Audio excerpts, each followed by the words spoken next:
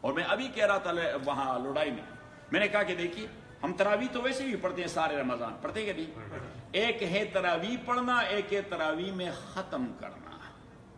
تو 29 راتیں ہوں یا 30 راتیں، سارے تراویح پڑھنے یہ ایک مستقل سنت ہے، اور ختم قرآن اس میں ایک بار کرنا یہ ایک مستقل سنت ہے. تو اس کا یہ معنی نہیں کہ اگر آپ نے 10 راتوں میں قرآن کریم کا ختم کر دیا تراویح میں تو باقی 20 دن آپ کی چھٹی ہو گئی. نہیں، وہ تو مستقل سنت ہے، ختم کرنا مستقل سنت ہے. اور میں کل رات ان کو درس میں، آپ وہ درس وہ تو ریکارڈ ہے، وہ اس پر ہے صلاۃ التراویح، شاید طارق جان نے یا نجم نے یا انہوں نے اس پر وہ ٹائٹل دیا ہوگا صلاۃ التراویح کا، دیا تو وہ آپ پورا کا پورا سن لیں، کیونکہ وہاں پہ میں نے سارے مسائل اس کے ذکر کر دیے ہیں تراویح کے. ایک کتاب میں نے لکھی ہے اس پہ، اور اس میں 3 مسئلے ہیں، ایک ہے مون سائٹنگ، اور دوسرا ہے تراویح، اور تیسرا ہے صلاۃ الوتر.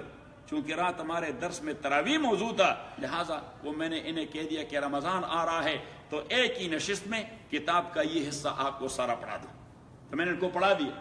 میں نے کہا کہ دیکھیے کچھ ساتھی کہتے ہیں کہ تراویح 8 رکعت ہے. ابھی میں نے مثال دے دیا وہاں لوڈائی میں نے کہا کہ دیکھیے لالا یہ کتنے کا نوٹ ہے؟ یہ 20 کا، اور یہ 1 ہے. اب اگر میں اس طرح یہ پکڑوں، آپ لوگ تو سارے عقل مند ہیں، جو بے وقوف قسم کا بندہ ہو اس سے بھی کہہ دوں کہ اس میں آپ نے جس کو لینا ہے وہ لے لے، تو وہ کس طرف لپکے گا؟ 20 کی طرف لپکے گا، اس لیے کہ اس کی قیمت زیادہ ہے. اب جب بات عبادات کی آتی ہے تو ہم وہاں پھر 20 پہ نہیں لپکتے، ہم وہاں پھر 8 پہ لپک جاتے ہیں. نہیں چاہیے تو چاہیے تو زیادہ عبادت کرنی ہے، کم عبادت کرنی ہے. نبی کریم صلی اللہ علیہ وسلم تو حضرت عائشہ فرماتی ہے کہ رمضان میں تو وہ عبادات پہ اتنے حریص ہوتے کہ رات بھر کڑے رہتے. حضرت ابوذر کی روایت ہے رضی اللہ تعالیٰ عنہ، کس کی؟ کہ نبی پاک صلی اللہ علیہ وسلم ایک رات جو 23ویں کی رات تھی، اور یہ آپ کی زندگی کا آخری سال تھا رمضان میں، کیونکہ نبی کریم صلی اللہ علیہ وسلم تراویح اپنے تئیں پڑھتے تھے، صحابہ بھی اکیلے پڑھتے تھے. تو 23ویں رات کو نبی پاک صلی اللہ علیہ وسلم مسجد میں آئے، اور عشاء کی نماز پڑھنے کے بعد آپ صلی اللہ علیہ وسلم نے تراویح پڑھانی شروع کر دی. اب حضرت ابوذر وہاں پہ رکعات کا ذکر نہیں کر رہا، وہ فرماتے ہیں کہ پڑھاتے رہے پڑھاتے رہے پڑھاتے رہے حتیٰ کہ آدھی رات چلی گئی، اور پھر وتر پڑھائے اور چلے گئے. اب 24ویں رات کو صبح جو لوگ اتفاقاً وہاں موجود تھے انہوں نے تراویح پڑھی، عشاء کے بعد ٹھہرے ہوئے تھے، حضور واپس آ گئے مسجد سے اور تراویح پڑھانی شروع کر دی. صبح پتہ ہے رات آپ نماز میں تھے؟ اس نے کہا ہاں. اس نے کہا آپ نماز پڑھی تو ہاں ہم گھر چلے گئے. اس نے کہا اچھا، حضور علیہ السلام بھی گھر چلے گئے، ہم تو بیٹھے تھے، اتنے میں وہ پھر نکل آئے اور پھر ہمیں نماز پڑھانی شروع کر دی، اور آدھی رات تک نماز پڑھاتے رہے. اب 24ویں رات تو بہت سارے لوگ آ گئے، نبی پاک صلی اللہ علیہ وسلم نہیں نکلے. عشاء کے بعد جو چلے گئے تو چلے گئے. 25ویں کو آپ صلی اللہ علیہ وسلم ایک بار پھر عشاء کی نماز کے بعد گھر چلے گئے، تھوڑی دیر بعد پھر نکل آئے تو پھر تراویح پڑھانی شروع کر دی. حضرت ابوذر فرماتے ہیں کہ 2/3 of the night was passed, 2/3 رات گزر گئی. آپ صلی اللہ علیہ وسلم تراویح پڑھاتے رہے. صبح پھر ساتھیوں نے لوگوں سے کہہ دیا، رات تو نبی کریم صلی اللہ علیہ وسلم 2/3 رات گزرنے تک پڑھاتے رہے.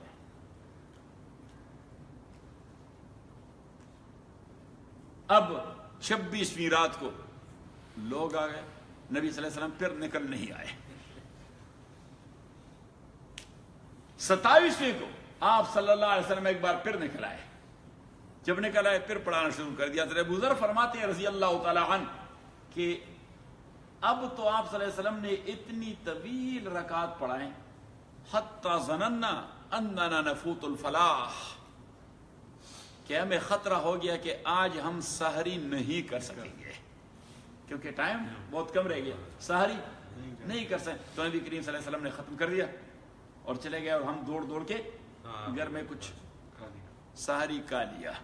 اب یہ نبی کریم صلی اللہ علیہ وسلم سے نقل ہے تراویح کے حوالے سے, ان میں رکعت کا کوئی ذکر نہیں. تو جو لوگ کہتے ہیں رکعت کتنے, ہم کہتے ہیں رکعت چھوڑے, صحیح, سحور تک پڑھتے رہیں گے 2 رکعت. کیونکہ اگر سنت کی بات ہے تو سنت تو یہی ہے کہ نبی پاک صلی اللہ علیہ وسلم سحور تک پڑھتے رہے, تو تیار ہیں سحور تک. تو کوئی نہیں روکے گا, کوئی نہیں کہے گا. اور پھر اس سے آگے چلے آتے ہیں کہ یہی سلسلہ تھا اکیلے میں پڑھنا. حضرت ابوبکر کے دور میں بھی اکیلے لوگ, یہاں پہ ایک پڑھ رہا ہے, وہاں پہ 2 لوگ اکٹھے پڑھ رہے ہیں, وہاں پہ 10 لوگ اکٹھے پڑھ رہے ہیں, جگہ جگہ. حضرت عمر کی خلافت میں 2 سال تک یہی سلسلہ جاری رہا. حضرت عمر نے صحابہ کو جمع کر دیا کہ کیا خیال ہے, یہ سارے لوگ اکیلے اکیلے پڑھ رہے ہیں, کہیں کوئی ایک گروپ کھڑا ہے وہ گروپ میں پڑھ رہے ہیں, کبھی ایک انڈیویجول پڑھ رہا ہے, کبھی 2 آدمی وہاں کھڑے ہیں وہ پڑھ رہے ہیں. تو اگر سارے لوگ اکٹھے ہی پڑھیں, کیونکہ اصل تو موجود ہے, حضور علیہ الصلوۃ والسلام نے 3 رات اکٹھے تو پڑھایا ہے, تو اگر سارے اکٹھے پڑھیں تو کیا خیال ہے. کیونکہ میں فیل کر رہا ہوں کچھ لوگ سستی کر رہے ہیں, وہ نہیں پڑھ رہے, کچھ لوگ سستی کر رہے ہیں, نہیں پڑھ رہے, تو اس کا اہتمام ہونا چاہیے. تو حضرت عمر رضی اللہ تعالیٰ عنہ نے قرآن کریم کے بہترین حافظ اور بہترین قاری اور بہترین مفسر, اس کا نام ہے حضرت ابی بن کعب رضی اللہ تعالیٰ عنہ. نبی کریم صلی اللہ علیہ وسلم نے اس کو ٹائٹل دے دیا تھا اقرأ الامہ, میرے امت کے بہترین قاری ہیں کون؟ ابی بن کعب. حضرت عمر رضی اللہ تعالیٰ عنہ نے حضرت ابی بن کعب کو حکم دیا کہ آج سے آپ ہمیں تراویح میں لیڈ کریں گے. اور سارے اکابر صحابہ موجود تھے, حضرت عثمان موجود تھے, حضرت علی موجود تھے, عبداللہ ابن مسعود موجود تھے, ابن عباس موجود تھے, حضرت معاویہ موجود تھے, ابو ہریرہ موجود تھے. Just name them. None of them has ever objected to this practice. پتہ لگ گیا کہ یہ چیز ثابت ہے, ورنہ عمر اپنے تئیں کوئی نئی شریعت تو نہیں ڈال رہے تھے. صحابی کبھی نئی شریعت نہیں ڈال رہا, وہ تو حضور سے جو سیکھ چکا ہوتا ہے وہی کرواتا رہتا ہے. تو قابل احترام بھائی اور بزرگ, اب جو ہمارے دوست اچھے لوگ ہیں, نیک لوگ ہیں, دیندار لوگ ہیں, میں تو جب پہلی تراویح ہوتی ہے تو ہم تو تراویح سے پہلے قرآن کریم کے متعلق ایسے کہ کوئی 5, 6, 7 منٹ اس کی مختصر تفسیر بیان کرتے ہیں. ہمارے اکابر کا طریقہ ہے, اس کی مختصر تفسیر بیان کرتے ہیں. کبھی کبھار تو پورے رمضان کا میں بیان کرتا ہوں, کبھی کبھار یہ سارے نوجوان نمبر وار بیان کرتے ہیں کہ آج کا جو حصہ حافظ صاحب پڑھائیں گے اس کا خلاصہ یہ ہے. صحیح, تو لوگوں کو سمجھ بھی آ جاتی ہے, کوئی دینی فائدہ ہو جاتا ہے. لیکن پہلی رات ہمیشہ میں بیان دیتا ہوں تاکہ لوگوں کے ذہن میں اس کی اہمیت ڈال کہ رمضان کی کیا اہمیت ہے اور تراویح کی کیا اہمیت ہے. تو میں وہاں کہہ دیتا ہوں کہ مجھے پتا ہے یہاں پہ زندگی مصروف ہے, امریکہ میں زندگی, لوگ صبح سویرے دوڑتے ہیں کام کے, لوگ صبح سویرے کام کے لیے دوڑتے ہیں. تو میں نے کہا مشکل ہوتا ہے, لیکن میں نے کہا دیکھیے جس کو سویرے جانا ہے وہ 2 رکعت پڑھے چلے جائیں, سنت ہے, کوئی اس پر عذاب نہیں ہوگا. صحیح, بس لیکن اس نے ایک سنت پہ عمل کر دیا, 2 رکعت پڑھ لی. جو زیادہ 4 رکعت پڑھے, جو زیادہ پڑھ سکے 6 رکعت پڑھے. پھر میں 8 کو سکپ کر دیتا ہوں اور میں کہتا ہوں کہ جو زیادہ پڑھ سکے تو 10 رکعت پڑھیں.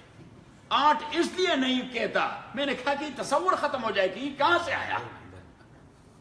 صحیح, تو میں نے کہا کہ دیکھیے جہاں تک نمبر کا تعلق ہے تو نمبر تو اجماعاً وہی ہے جو ہم ذکر کر رہے ہیں. چاروں خلفاء کی اس لیے بات کر رہا ہوں کہ حضرت ابوبکر کے ساتھ یہ سارے بزرگ موجود تھے, تو پتہ لگ گیا کہ یہ 20 رکعت پڑھتے تھے لیکن جماعت نہیں ہوتی تھی, 20 رکعت اکیلے اکیلے پڑھتے تھے. حضرت عمر نے اس پہ جماعت کھڑی کر دی. بات ذہن میں آ گئی. تو حضرت عمر کے زمانے میں کتنے رکعت ہوتے تھے؟ 20. حضرت عثمان کے زمانے میں 20. حضرت علی کے زمانے میں 20. ایون حضرت معاویہ کے زمانے میں دمشق میں وہ کتنے پڑھاتے تھے؟ 20 رکعت پڑھاتے تھے. حرمین میں اب بھی کتنے پڑھتے ہیں؟ 20. ذرا زور سے 20 پڑھتے ہیں. صحیح. اب آپ آ جائے فقہا, چاروں فقہا, امام ابو حنیفہ, امام شافعی, احمد بن حنبل، وہ تینوں کہتے ہیں 20 رکعت، اور امام مالک کا تو میں نے بتا دیا وہ 36 پڑھتے ہیں، اور وہ 36 کی بھی ایک وجہ ہے کہ ہے تو 20 رکعت لیکن یہ 16 ایکسٹرا کہاں سے آ گئے۔ حضرت امام مالک کے استاد ہیں جس کو کہتے ہیں فقیہ المدینہ، نام سے تو آپ واقف ہوں گے، حضرت سعید ابن مسیب رضی اللہ تعالیٰ عنہ امام مالک کے بھی استاد ہیں، ابو حنیفہ کے بھی استاد ہیں، بہت بڑے جلیل القدر تابعی اور محدث ہیں۔ سعید ابن مسیب شہید فی سبیل اللہ ہے، حجاج ابن یوسف نے شہید کروایا تھا اس کو، کیونکہ وہ ایسے ہمارے جیسے مولوی نہیں تھے، ہم تالی کے لیے بڑے تکڑے ہیں۔ کس کے لیے؟ تالی تو آپ جانتے ہیں، اب تالی کا زمانہ چلے گیا، ہم پلیٹوں پہ آ گئے۔ کہاں پہ آ گئے؟ پلیٹوں پر آ گئے۔ پرانے زمانے میں کیا ہوتا تھا؟ تالی ہوتی تھی، تو ہم تالی والے ہیں۔ وہ تالی والے بھی نہیں تھے اور تالی والے بھی نہیں تھے، وہ تالی بجانے والے اور تالی کانے والے نہیں تھے، وہ دین پر ڈٹ کر رہنے والے تھے۔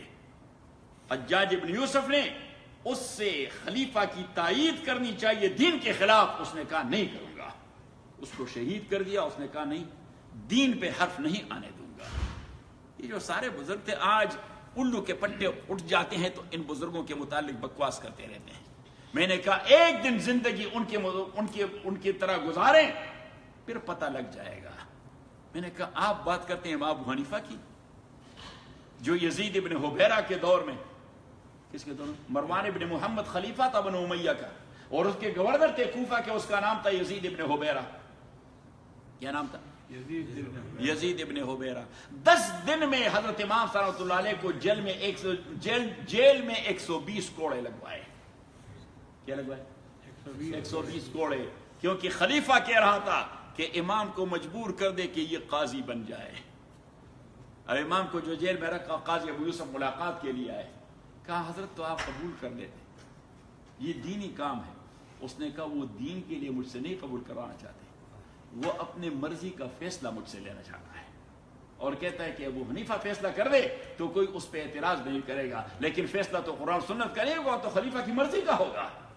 اب مجھے کیا پڑی ہے کہ میں خلیفہ کی دنیا کو بنا دوں اور اپنی آخرت کو تباہ کر دوں؟ اور یزید ابن حبیرہ رات کے وقت وہ لیٹے ہوئے تھے تو فوراً اٹھ کھڑے ہوئے، استغفر اللہ العظیم اللہ، اور رونے لگے اور ننگے پاؤں نکل آئے، اور پولیس والے وہ بھی والی کے ساتھ آ گئے۔ گورنر صاحب کیا ہو گیا؟ اس نے کہا آئے آئے، جیل چلے گئے۔ امام ابو حنیفہ کے قدموں گر پڑے، اس نے کہا مجھے معاف کر دیں، مجھے معاف کر دیں، آپ کے ساتھ میں نے بڑی زیادتی کی۔ اس نے کہا ابن حبیرہ کیا ہو گیا؟ اس نے کہا سویا ہوا تھا، نبی پاک صلی اللہ علیہ وسلم خواب میں آئے، ابن حبیرہ شرم نہیں آتی میرے ساتھی کو آپ یہ سزا دے رہے ہیں؟ اس نے کہا کہ میری تو جان نکل گئی کہ نبی پاک صلی اللہ علیہ وسلم نے مجھے کہا کہ شرم نہیں آتی تمہیں میرے ساتھی کو ساتھ آپ یہ کر رہے ہیں۔ تو اس کو راتوں رات جیل سے نکال دیا۔ پھر ابو جعفر المنصور بنو عباس کے خلیفہ کے زمانے میں پھر اسی مسئلے پر اس کو جیل میں ڈال دیا گیا، حتیٰ کہ وہ جیل ہی میں شہید ہو گئے۔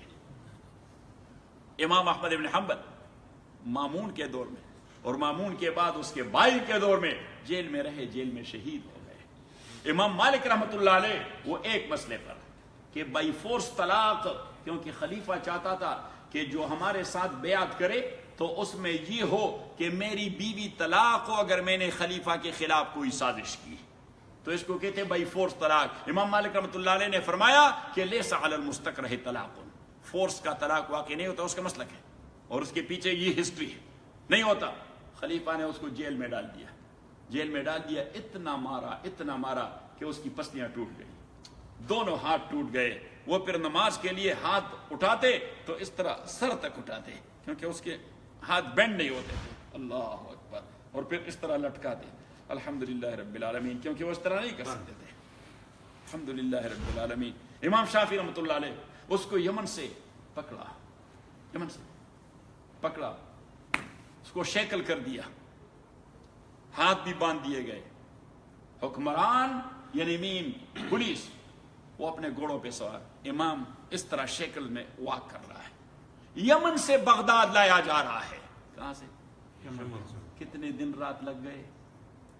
امام رحمت اللہ علیہ اس کے پاؤں سے یہ خون جاری تھا، خون کہتے ہیں کہ میں نہ وضو کے قابل تھا نہ تیمم کر سکتا تھا۔ جب نماز کا وقت آتا تو ان سے کہتا اگر آپ تھوڑا سا یہ میرے ہاتھ کھولیں تاکہ میں نماز پڑھ نماز. اس نے کہا نہیں خلیفہ کا حکم نہیں ہے. تو اس طرح پڑھتے ہیں الحمدللہ رب العالمین ایاک نعبد و ایاک نستعین. آج ہم اٹھ جاتے ہیں ان کے خلاف بکواس شروع کرتے ہیں اور $1 کے لیے ہم ایمان کا بھی سودا کر جاتے ہیں. خدا کا خوف کرنا چاہیے. تو اینی ہاؤ چونکہ نماز کا وقت ہے میرے خیال میں یار زندہ نماز 5 منٹ آگے کر لیتے ہیں. وہ ایک یہ چاند کا بھی تھوڑا بات کرتے ہیں. چاند کا مسئلہ تو اس پہ میں نے کتاب لکھی ہے. وہ کتاب عبد الرحمان کو دے دوں گا اب کیونکہ وہ تو تفصیلی مسئلہ ہے. کتاب تو کوئی نہیں پڑھ سکتا تو بس مسئلہ یہی ہے کہ شریعت کا حکم یہ ہے. دیکھیے لوگ آسانی سے کہہ دیتے ہیں ہم تو جی نماز پڑھتے ہیں گھڑی پر اور پھر رمضان شروع کرتے ہیں چاند پر. تو کیلنڈر پر کیوں نہیں شروع کرتے ہیں؟ نمازوں کا جو وقت ہے وہ گھڑی کے تابع نہیں, گھڑی وقت کی تابع ہے. یہ بات آپ یاد رکھیں کہ نمازوں کا وقت گھڑی کی تابع نہیں, گھڑی وقت کی تابع ہے. لیکن وہاں پہ جو مون ہے وہ کیلنڈر کی تابع نہیں, کیلنڈر کو آپ نے مون کے تابع کرنا ہے. میرا مقصد تھا کہ یہ آج کل گلوبل مون سائٹنگ کا اب گلوبل مون سائٹنگ وہ تو سم تھنگ ایلس, لیکن سائٹنگ از مسٹ. یہ ایک بات کہ سائٹنگ از مسٹ. نبی کریم صلی اللہ علیہ وسلم نے فرمایا کہ فصوموا لرؤیتی وافطروا لرؤیتی. اب جہاں تک گلوبل سائٹنگ کا تعلق ہے تو اگر مشرق میں کہیں مون سائٹنگ ہو گئی تو مغرب میں آپ پیسفک اور اٹلانٹک تک آتے جائیں, علماء اس پہ فتویٰ دے سکتے ہیں کہ مون سائٹنگ ہو گئی ہے وہاں. کہاں؟ مشرق میں. لیکن مغرب میں اگر سائٹنگ ہو گئی تو وہ تو وہاں سے گزر کے آئی ہے. اب مشرق والے اس پہ کیا فیصلہ کریں گے؟ وہ تو ان کے پاس دن ہوگا, بلکہ دن کا آدھا حصہ وہ گزر چکا ہوگا, اس پہ کیا فیصلہ کریں گے؟ انہوں نے تو ویسے بھی شام کو یعنی چاند دیکھنا ہے, تو اس لیے کوئی جھگڑے والی بات نہیں ہے. تو جہاں تک گلوبل سائٹنگ کا تعلق ہے تو ایسٹ میں دیکھا جائے تو ویسٹ والے جہاں تک بھی ہے وہ اس پہ فیصلہ دے سکتے ہیں. اس کا مطلب ہے کہ سعودیہ میں جو نظر آتا ہے وہ ایک نہیں, وہ ایک مسئلہ ہے کہ وہاں نظر بھی آتا ہے کہ نہیں آتا. میں کوئی کنڈیم نہیں کرتا, لیکن وہاں پہ یہ مسئلہ نہیں ہے کہ اگر وہاں دیکھا جائے تو ہماری یہ حجت ہے کہ یقیناً حجت ہے. مسئلہ یہ کہ وہاں دیکھا بھی جاتا ہے کہ نہیں جاتا, کیونکہ وہاں پہ جو اسٹرانومر ہوتے ہیں, کیونکہ ان کے کیلکولیشن سے یہ تو معلوم ہوتا ہے کہ سائٹیبل ہے کہ نہیں ہے. وہ آپ کو بتا دیتے ہیں کہ کہاں کہاں دکھائی دیتا ہے یا کہاں کہیں دکھائی دے گا, کہاں کہاں دکھائی دے گا. تو جب وہ سارے کہتے ہیں کہ فلاں جگہ پہ تو سائٹیشن کا کوئی امکان ہے نہیں. حافظ ابن حجر نے لکھا ہے, حافظ ابن حجر کہ ہم کیلکولیشن پہ تو نہیں جاتے, لیکن یہ جو اسٹرانومرز ہوتے ہیں فلکیات والے, اگر وہ اتفاقاً یہ کہہ دے کہ آج تو دیکھنے کا امکان نہیں, تو وہ کہتے ہیں اگر 100 شاہد بھی آ جائیں شہادت کو رد کر دیں, کیونکہ امکان نہیں ہے. اس کا مطلب ہم وہاں جاتے ہیں, آپ یہ مسئلے سے مسئلہ نکل رہا ہے کہ سعودی عرب میں جاتے ہیں حج وہاں. ہاں بالکل, یہ مسئلہ بھی فقہا نے لکھا ہے. ہاں یہ مسئلہ بھی فقہا نے لکھا ہے کہ آپ وہاں تابع ہیں ان کے مفتی کے فتویٰ کے. ان کے مفتی کا جو فتویٰ ہے وہاں آپ نے نہ خلاف کر دی ہے نہ اس پر کوئی تحفظ دینا ہے. کیا وہاں آپ کے بعد سے کیا بنے گا؟ کچھ بھی نہیں بنے گا. وہاں تو ان کے مفتی نے فتویٰ دے دی اور فیصلہ ہو گیا. آمنا وصدقنا وصلی اللہ تعالی علی خیر خلقہ محمد و آلہ وصحبہ اجمعین برحمتہ.